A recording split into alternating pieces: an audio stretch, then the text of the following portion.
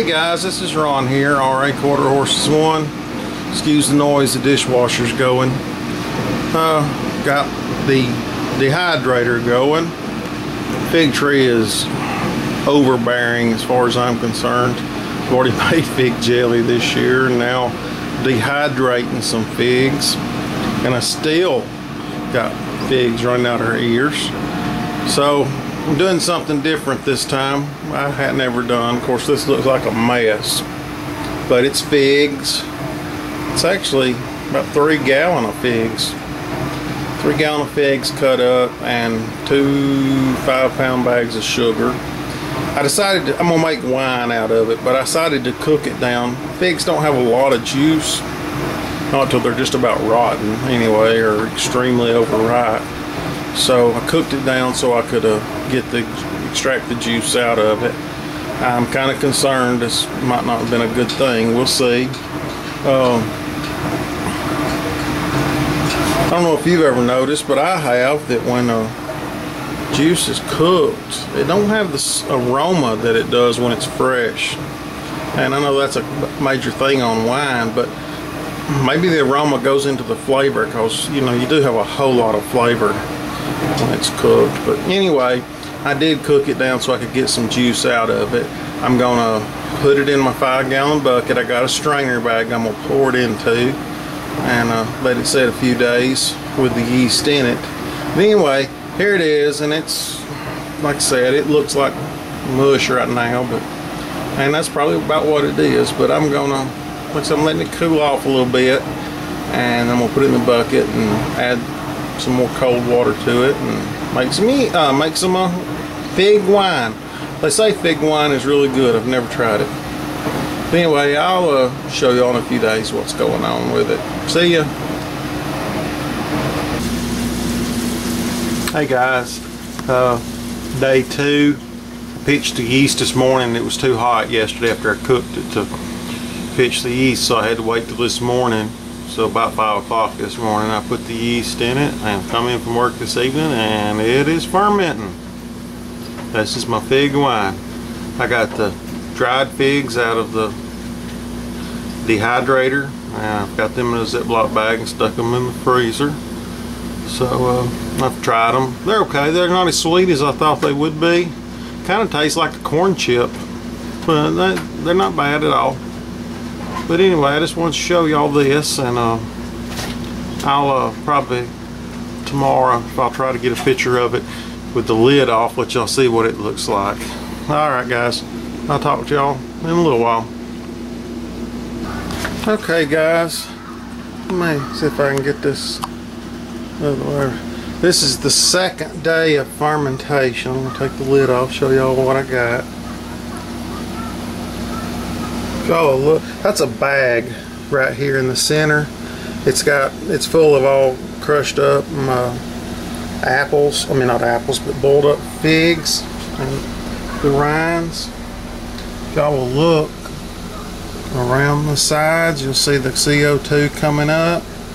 For y'all that don't know, you put the yeast in there. The yeast eats the sugars, and a byproduct of the yeast eating the sugar is carbon dioxide and alcohol.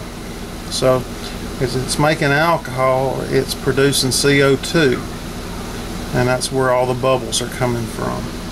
Once a day for the first week, you want to stir up, just kind of mix this up, this bag, kind of just mix it up, push some of the juice that's in it out, and that way fresh juice can get in it.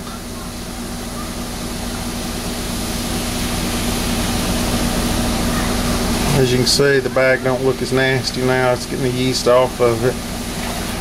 Now this is wine yeast that I'm using.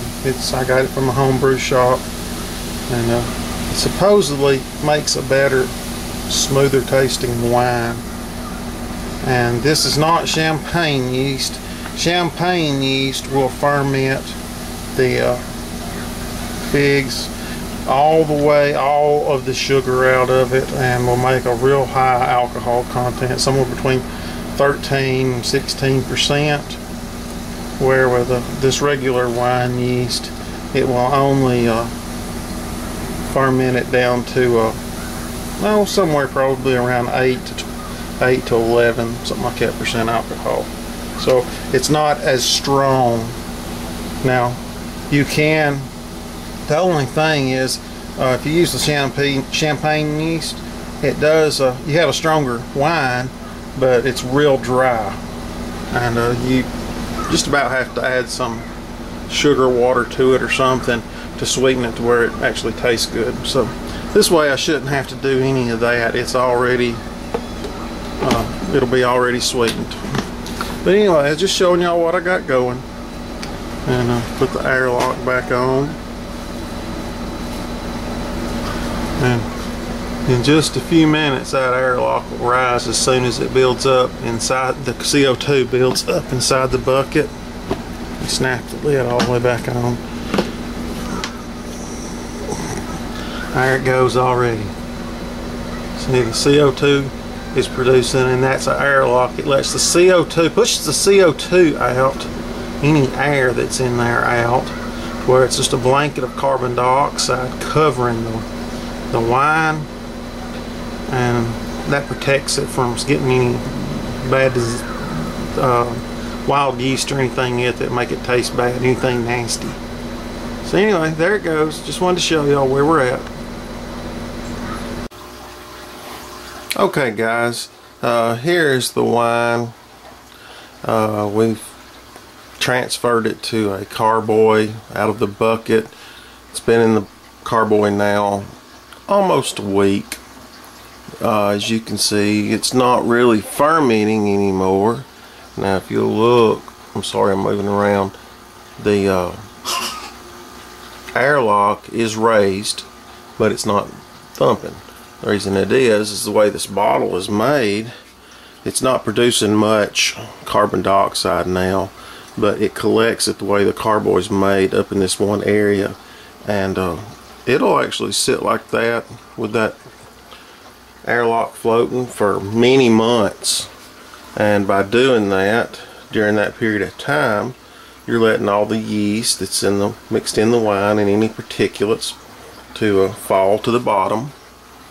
Just gravity takes its time and it settles it down the bottom. You can see right here we've got some sediment already. Now here in about another week, I'm going to transfer it to a different carboy without disturbing the yeast that's in the bottom, and let it sit for another month or two. We'll probably have it ready for Christmas, and it's ready to drink. You can drink it now, but it has a lot of yeast in it. It'll have a funky flavor to it, a little bit of a flavor, off flavor to it because of the yeast in it. But by letting it set and letting gravity take its course, you'll have a much cleaner tasting wine. Now, I never told anybody exactly how the ingredients of this was, but I used 3 gallons of figs, 2 bags of sugar, which there were 4-pound bags of sugar, so 8 pounds of sugar.